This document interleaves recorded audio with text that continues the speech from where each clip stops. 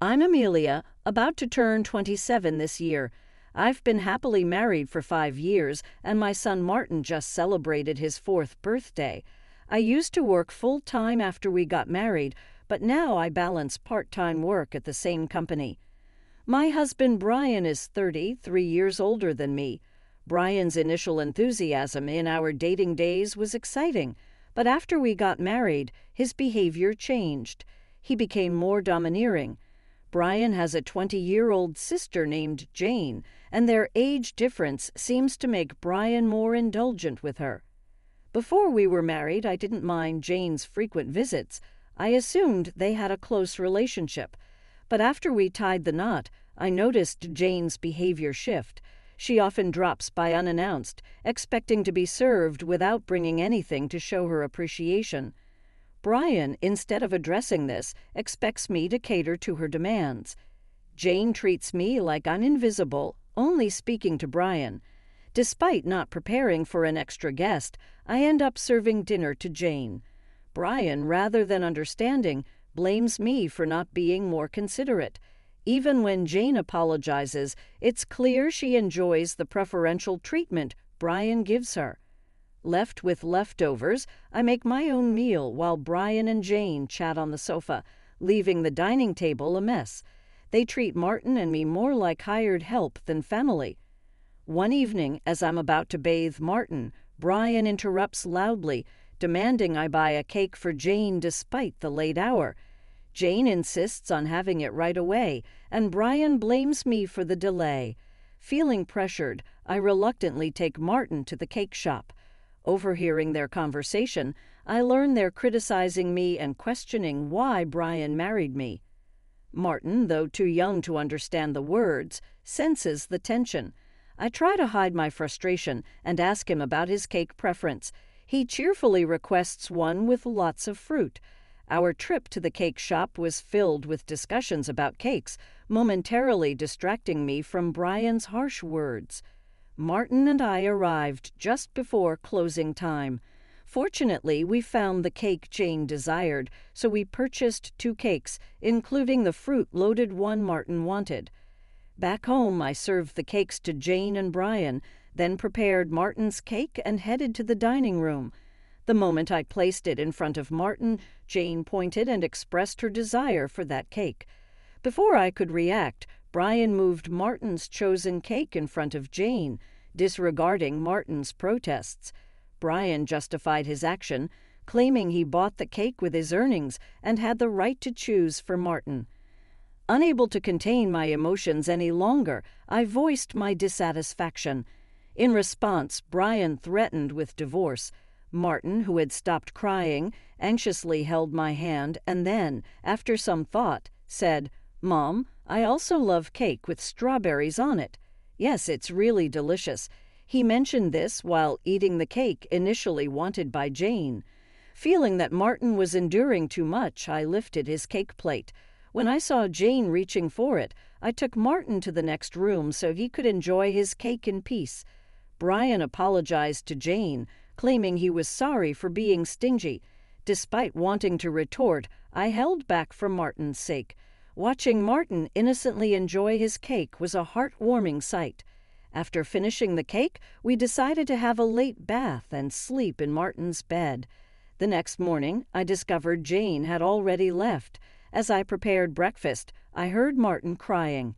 Shockingly, his piggy bank, a gift from my father, was broken and the saved money was gone.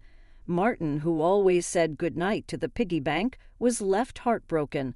When I questioned Brian about it, he casually mentioned that Jane needed some money, so she took it from the piggy bank.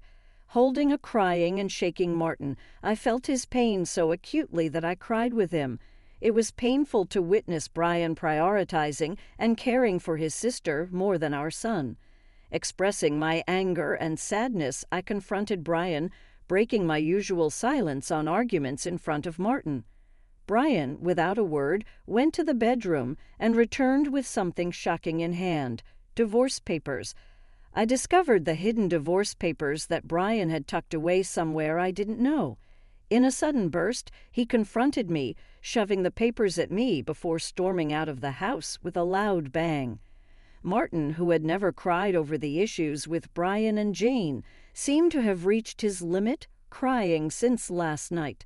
Unable to bear seeing Martin so hurt, I suggested skipping daycare for the day, and he happily agreed with a loud yes, showing a faint smile. We spent the day playing and bonding, with Martin bringing a picture book from the shelf, sitting on my lap, and happily remarking, "The teacher at the nursery today was Mama, right? He looks like an angel." His little heart seemed filled with patience, and I decided to make the day special by taking a day off from work. Despite causing potential trouble at my workplace, they kindly understood the situation and granted me a day off.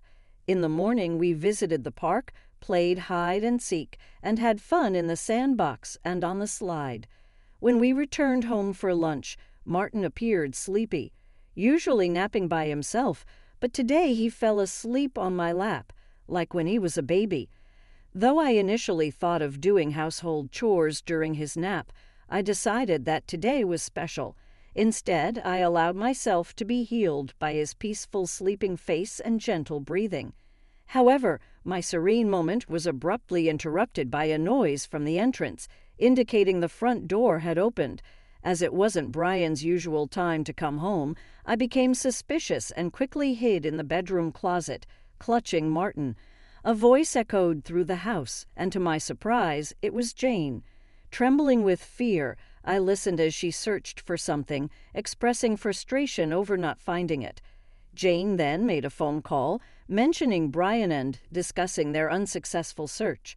After hearing her lock the front door and leave, I put Martin to bed and contemplated the strange events. I couldn't comprehend why Jane had entered the house and what they were looking for. Suddenly, Brian seemed like a stranger, and I felt a mix of disgust and fear towards him. Swiftly packing essentials for Martin and myself, we headed to the station and took a train to my parents' house. Fortunately, their home was nearby, just 2 stations away. Although I hadn't contacted them beforehand, my parents sensed something from my expression and welcomed us without asking questions. I shared the entire ordeal with them, including my fear of staying at our house due to Brian and Jane's actions. Upon hearing my mother's suggestion that Jane might have been looking for my belongings, possibly cash or cards, I recalled my past experience as a successful CEO in the handmade goods industry. I had entrusted the company to friends when I decided to prioritize raising my child after getting married. Although I still worked part-time and communicated with the company from home, Brian was unaware that I was still the CEO. I discovered the hidden divorce papers that Brian had tucked away, suspecting that he thought I had a decent amount of savings. While I've mentioned to him that I still receive some assistance from the company, I've deliberately kept the details about being the CEO and my savings private. This secrecy stems from realizing early in our marriage that Brian struggles with managing money and tends to spend everything he earns. Kevin, at first, provided only $200 a month for food expenses and even suggested I quit my job to become a full-time housewife. However, with the financial strain of raising Martin and only $200 for food, I never agreed to be a full-time housewife.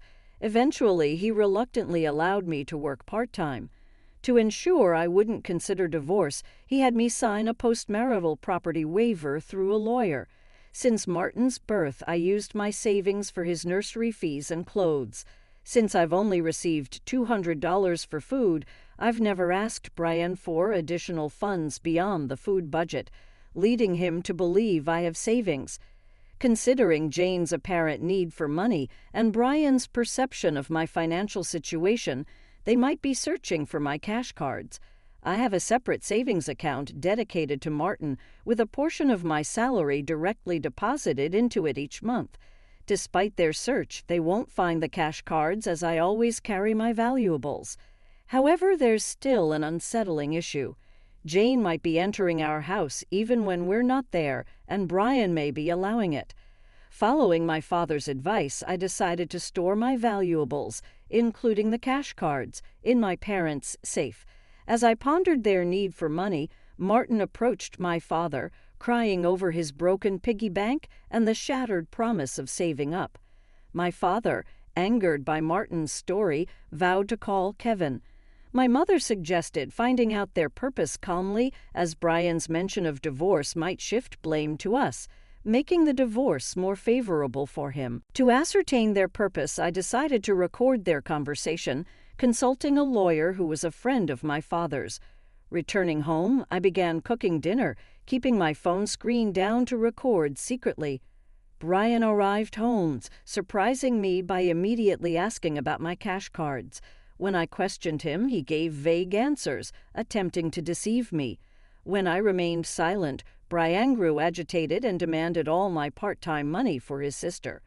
Refusing, I explained it was for Martin's savings. In response, he angrily pushed the signed divorce papers toward me, declaring that I was living off his money and didn't need to save for Martin. He even uttered words implying he valued Jane more than our son. Hearing this, I stopped preparing the meal, put the divorce papers in my bag, took Martin's hand, and headed for the door.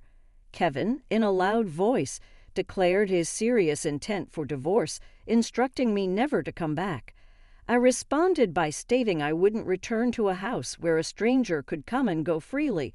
After leaving, I received numerous messages and calls from Kevin, which I ignored. Turning off my phone, I sought refuge at my parents' house, sharing the recording and divorce papers with them. Although I confessed to having no love or affection for Kevin, I expressed concern for Martin. My parents advised me to do as I pleased, acknowledging the potential emotional impact on Martin if a divorce were to occur. While grappling with the decision to divorce Kevin, Martin expressed his hunger. My mother, seeing my distress, kindly made him hamburgers, his favorite dish. Overwhelmed with emotions, tears welled up in my eyes as my mother told Martin, with a warm smile, that she prepared the hamburgers so that he and I could visit whenever we wanted. Taking a bite, Martin exclaimed with joy, praising Gran's hamburgers and expressing a desire to eat them every day. I responded, saying it's because the hamburger contains the love I have for him. In a touching gesture, he took a big bite and offered it to me. Moved by Martin's kindness, my tears couldn't be held back, and even though I tried to stop them, they persisted. My father, noticing Martin's concern, reassured him that my tears were of happiness, not sadness. Hearing this, Martin, in a moment of understanding, hugged me, and my father's eyes turned bright red, realizing the blessing of being with family. I remarked to Martin that family is precious. Surprised, he questioned if Dad had mentioned that only Jane was family. My father gently confirmed it, but then asked Martin if he wanted to live with them as family. With a laugh, Martin happily agreed, making everyone smile. Naturally, despite contemplating divorce, the meal felt so happy that I finally decided to part ways with Kevin. I planned to inform Martin about it, and even though discussing it weighed heavily on my heart, Martin seemed to grasp the situation happily. He expressed the desire to live as a family, embracing the pet dog and calling him his younger brother, despite the dog being older. Preparations for the divorce began, starting with contacting a lawyer who was a friend of my father. The next day, we formalized the contract, and my father and Martin shared comforting laughter while I lay in bed reminiscing about my childhood. The following day, upon checking my smartphone, I found over 200 calls and messages from Kevin, showcasing his emotional instability. Exhausted, I turned off my phone and, with the lawyer's assistance, explained the situation to my parents. Jane had accumulated significant debt from a casino and shopping addiction, and Brian acted as her guarantor, planning to use my savings. The lawyer confirmed that the divorce papers had already been submitted, and Brian sobbed upon realizing it was finalized. Despite expecting disagreements about child support, he signed a pledge to pay $340 to Martin every month. In a subsequent call from Kevin, his tone lacked aggression, and he calmly admitted to financial manipulation and explained his complex feelings toward Jane. I firmly asserted my decision not to reconsider and heard his faint sobbing before he wished me happiness and hung up. Remaining strong until the end, I discussed future plans with my parents and decided to stay with them until Martin grows up. I resumed my role as a company president and later learned that Brian and Jane had informed their parents about the divorce and debt, resulting in disownment. Today, I find happiness